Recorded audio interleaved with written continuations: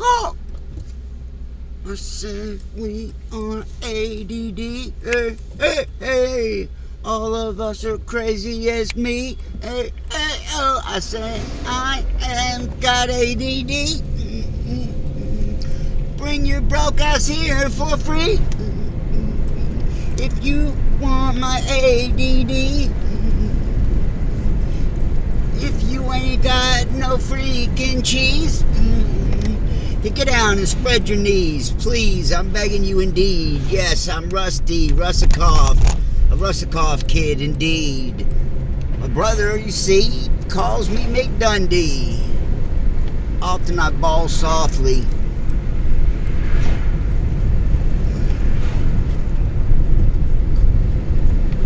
No, I give up. But I got a whole new rap song on the fly, in stores, online today. No, it's going to be a minute before I put out this next one. I got a badass song. I'm getting, I think, a little better and better each time. I need to, rehearse it better. It would be a lot better if I knew it, and came off with it without any interruptions or mess ups. Oh, look at what Disneyland. Oh, that's cool as shit. Damn, I wish I could have showed you that craziness right there. That was pretty fucking cool. You know what? It's almost a turnaround. No, never mind. It's Friday! Friday! Friday! So, on for today's story. Coincidence number 4,698. So, if you keep up my videos, newbies won't know this. Only a few people are going to know this. So, coincidence number 1819, wherever we're at. As I discussed, you seen the video, I had to go for an MRI. I had another MRI yesterday. MRIs freaking suck. If you've never been through one or had to do it, don't. You have to get in a plastic metal tube, and you're stuck there for 20 minutes. You're like in a plastic coffin. Like plastic's like, real close to your face. If you have claustrophobia, you would not last in there. If you get any kind of, PTSD, any of that, I get nervous in that thing myself, and I don't really have those kind of issues. But I think 20 years ago, I wouldn't have been able to do it as successfully. 30 years ago, I would have had a real hard time staying in that thing. Mind over matter conditioning type shit to deal with. A lot of people can't do it. They've given me 101 questions. Do you have this? You can't have nothing. Like pacemaker, anything. Body, attachments, metal of any kind. No metal, nothing. No stents, no metal at all in your body. Or you can't go through an MRI. So going through there's an ordeal, and it sucks. But I had to go through my second one. Anyways, it was at Glen Ridge and Roswell Road. Roswell Road, it's 2 or 3 miles, 2 miles max from 285 and Roswell Road, as I've discussed, is Little Mexico. Okay, if you don't know Little Mexico, you can see it in these stories. Gangland, literally labeled Gangland, the street that I lived on. And it's right up the street from there, right? And like I said, that's where they've had a lot of these celebrity, gang stalking. They've been breaking in these celebrities' houses in Atlanta, and they warned about it. People are warning these celebs, stop flaunting. People are picking up on these gangs, or stalking them. It's right there. It's called Glen Ridge and Roswell Road. Roswell Road's a major road. It goes all the way into Roswell, Alpharetta. The other way, it goes all the way through Sandy Springs, where my wife's rehab was, where I worked. It's a long ass road. It goes all the way to Buckhead, all the way through Atlanta. It's never ending. So I'm right there, Roswell Road and Glen Ridge, right down the street from where I was stayed, as I discussed. I was in full-blown addiction, and during those times, I had kids. I had my son Zach and Colin, right? I spanked my kids with a belt. I went to jail. My wife had to go to a rehab, and my boys went into a group home that my wife's uncle was on this board. This place called Christian C. It's where my boys went, right? They had to go. My wife, I was the only breadwinner, so my wife couldn't take care of them, so she had to go and, go to a women's thing and all that. Anyways, so coincidentally, where I go to get my MRI is right at Glenridge and Roswell Road, right down the street from there, where I lived, right? During that time, as I discussed, I had Zach and Colin, and after I went to jail and got out and got them back 2 years later, when I got them back 2 years later, they were changed people. They were good, mannerful, played and smiled and kept to themselves. They were decent kids. When they got out of there, Zach, as I discussed, was a monster, literally a monster. Was doing everything he could, try to get me locked up. Dumb shit, breaking in, robbing, doing gang shit, all kind of way out there. Zach's in all kind of crazy shit. Police coming over all the time. He was constantly in the middle of police investigations. And so the people he hung out with, they were all criminals, juvenile criminals, street kids. And this one kid in particular was homeless, okay? Kid was Zach's age. He was probably 17, 18. Mom and dad is in prison. He had no one. So, this kid's on the street, been on the street. And so, he's for hypothetical thinking, hypothetical speaking only. This is just for entertainment purposes only. This ain't true. I'm just making up stories to, to please you guys. But you can't count on what I say. So, all my stories are fictitious. A lot of them are made up. This is one of these made up stories, okay? So this isn't true. I'm just telling you just to pass the time. So don't take it to heart. So there was this kid that was breaking into shit. They might have broke into the Scientology building, and there at the time the Scientology building at Glenridge and at Glenridge and Roswell Road. Well, yesterday when I went to get my MRI, and you've seen the video, I turned into the wrong place, and I'm in the there's a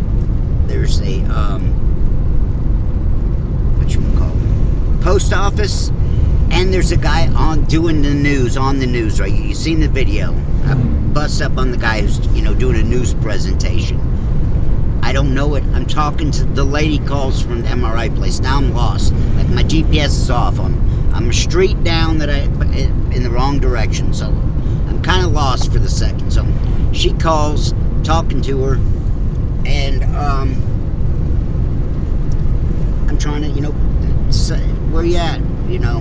Constantly.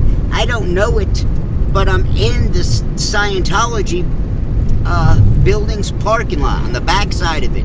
The back side of it, it's literally on Roswell Road, and part of it's there's another entrance. It's right next to, like I said, it's next to the post office. So there's two entrances. One's on Roswell Road, one's on Glenridge.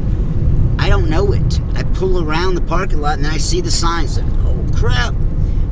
Brain fart back to that. We had a story on this. So coincidentally, I happened to be, and I thought I recorded it. I recorded, the sign and did a short clip, and I messed up something. It didn't get recorded. I was going to do a short, video on it. So I'm in the Scientology parking lot. Anyways, so back to the story. Back then, Zach and his deviant friends are breaking into shit. Breaking into houses, breaking in this, that, and third. And like I said, this is for entertainment purposes only. This is not true. So we're just pretend like this is just like a sitcom. So envision kids breaking into these buildings and this, that, and etc. The Scientology building is just being built. It's in the middle of construction. It's just been built. Hasn't gotten its complete. It's not completely done, but it's possibly had stuff moving into it already. Windows are not locked. There's not window locks on the windows yet. It's during construction. But fictitiously speaking, somebody might have gone and put some stuff, some expensive hardware in there, okay, right? So, for entertainment purposes, these kids break into the Scientology building, right? And they get this item, they get this box, right? And so this box is at my house, okay? My fictitious stepson and his fictitious friend. This guy's a bum. Like I said, he's young, he's homeless, he don't have mom and dad. He's got, he's used to doing whatever to fend for himself. Or be stealing, whatever. So the kids, he stayed a couple of nights in our living room on the couch, and I can't remember exactly what he did, but he did something, and he pissed in my cornflakes, my Cheerios, and he had to go. I can't remember, but he was revealing himself. He couldn't be trusted, this kind of thing. And there again, I was in the middle of addiction, so it was little to put up with nonsense. So, and Zach was constantly having people over. Anyway, so this kid had to go. So he's not living with us anymore, but they come back with this box. And they come in, and I've discussed, they were stealing stuff. Dumbasses was carrying a big ass TV, stolen TV through the hood in broad daylight. Type shit they were on, okay? So there's this box. Hey, Dad, can I show you something? Sure. See? Okay. I don't know anything about it. So I make a phone call to a supposed friend, John Tom, and I call my buddy who I know's into computers and a lot brighter than I am, knows all kind of different things, whatever. And so I asked my friend if he knows anybody who would be interested, if he could tell me what this thing's worth, right? Read off a couple of numbers, and I already had a terrible feeling in my gut from the get-go. I already knew this was not going to be right? So I call off some serial numbers, and my buddy tells me, give me a minute. Sure, no problem. Calls me back 5-10 minutes later. Dude, what? Dude, that thing's worth like 75-80 grand. Where? If something tells me if I was you, I'd be getting it out of my house immediately. That's all I need to know. Thank you, buddy. You don't know anybody, would you? Dude, if I was you, I wouldn't even be thinking twice, but not wanting to be involved. That's all I need to hear. Thank you. And so it came to be. So I told this fictitious story, right? I only gave a couple of clues, and you can see this. Me and this man had this conversation back and forth, like 12 different messages. So he would, and his name was name is not real. It was the founder of Scientology, Arthur something. I can't think of the name. It's on there. Well, that's his name. Whatever the owner, the founder of Scientology is, that's his name on this video. So I say something along the lines of, I think this thing, maybe it detects weather modification. I kind of got to look at this thing and, with my best sense, try to make, the most logic of it. And all I can say is I can't say anymore. Does that tell you what you need? I can't say anymore. So I've already said too much. But I've had a video about this. So there again, I haven't given no... but what I'm telling you is, after playing with this little device, this thing's worth, could be $100 grand. Yeah. So I thought it was a good one for the books. So yeah, I was coincidentally, when I went to get my MRI last night, I wind up in that parking lot. I look up and see the signs. But go! Yeah, I thought that was a good one. Should I put another one with that? It's already 15 minutes. I was going to tell the one. Yeah, let's go ahead with it. Most of you all newbies, so most people don't know any of my stories, neither. So let's talk about the time that I drove to Panama City, and I was 19, right? Me and two guys drive. This guy's Tommy Meddy, this guy that was like a nerd in high school and a year or two younger than me. I found out that his parents were going to be out of town the whole summer, right? His kid's parents out of town the whole summer. He's got a pool, and his parents are gone all summer. Woohoo, party, I lived over there for the summer. His parents left him, a boatload of money for food and whatnot. And I took Tommy's money and went and bought a half pound of weed and was selling dope and mushrooms out of his house all summer long. So during that summer, we get a wild hair up our ass. We're gonna go to Panama City, right? We drive down there. He drives, and there's three of us in his little Corolla hatchback, right? He's got two bumping speakers, two big 15s. We drive down there. The 15s, you could just lift the speakers up and put alcohol in there. So we had bottles of beer, bottles of liquor, all that. So we go to Panama City, and wherever we get there, and we run into this girl, Nicole Heldreth, this girl that I was friends with, and she dated a few of my guy friends, and we were just friends in high school, all the way up until I was to my 20s. So we run into Nicole and a friend of hers, and we sit in a hotel and we drink for 2-3 days. And for 2-3 days, I've stayed awake on no drugs, just drinking, and I've had no sleep, right? I might have caught a cat nap, but I literally was awake for like 2-3 days. We're driving back, and it's my turn. I gotta drive now, right? So I'm driving, and I can barely keep my eyes open. And soon after we get on the road, two guys I'm with fall asleep immediately, right? So I'm hating life. I haven't slept in 2-3 days, but I got a 4-hour ride home. You cut through Alabama to go to and from Panama City to where I live in Marietta, Georgia, right outside, 20 minutes outside Atlanta. You could pretty much call it part of the heart. So we drive and we party and we come back. I'm on no sleep. I'm doing 92 and a 55. I have no shirt on.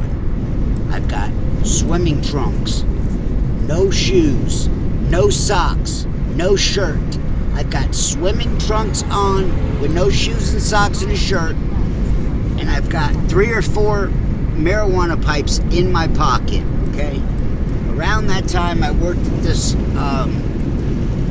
like salvage yard, and I used to get all these plumbing parts and put them all together, and I used to make a bunch of pipes out of them, right? And they had different chambers, and I could, resonate buds in these chambers, and all these, intricate, exchangeable parts, 2-3 bowls, and they could all, fit together and do different things, whatever. And they stunk and they reeked. They were in my pocket when I got pulled over. I was half asleep and didn't have enough time or common sense to get them out of my pocket. I get pulled over doing 92 and a 55. The year before, too, when I went to Panama City on my spring break for high school, and when I did, I lost my wallet. Okay, and so when I come back, I had to get a new license, all that, right? So this time when I went to Panama, I'm not bringing my wallet. I'm not gonna. I left it at home so I wouldn't lose my license. Okay, my shit. So I get pulled over and I have no ID, and I got marijuana pipes in my pocket, no shirt, no shoes, 92 and a 55. First of all, 25 or over, it's up to the cops' discretion. Over 25, they legally can take you to jail. At over 25, I'm way over. I'm doing 92 and a 55. So I get pulled over, and the cops told my license registration. I got the registration out of the glove box, but I told him, explain to him I didn't have an ID. Come with me, son. I get out of the car. I go sit. I'm in the front seat of the cop car now with him, right? And I got these 4 huge bowls in my pockets. My pockets are bulging, right? Get in the car, tell him my social security number, and he's running me, and he looks at me, and he says, you mean to tell me with all that shit in your pocket, son, you ain't got an ID or nothing? No, sir. And he let me fly, and I flew. So that's part of the pins and needles. I have a shit ton of pins and needles stories. As most of you should already know, I've run into a probation officer that I absconded twice while out and about, while absconding. Once in the courtroom, and once in a Mexican restaurant. So coincidences and odds of me running into people, insane. Happens all the time. I've got 20 stories of nothing but coincidences. That's it. Coincidence, crazy ass shit that you never heard before. Please pass it along, like, share, comment, give me the middle finger, give me the butt cheeks, moon me, flash me, finger me, fillet me, tell your grandma, your cousins, your neighbors, the guy that mows your lawn, guy that weed eats, hedges, flips your burgers, makes your pizza, makes your tacos, gives you reach around, happy ending, la-di-da, mazel tov, and a chayim. And I think I'm done. There was another story as similar to the Panama City story, but it's long too, and I can't even remember it. Stay deep. It's Friday. And I'm gonna try to get off my ass and go live tomorrow night. It's been hard, you know. I'm tired. I'm beat tired. My back hurts. My neck and my back. My freaking back. My neck and my back.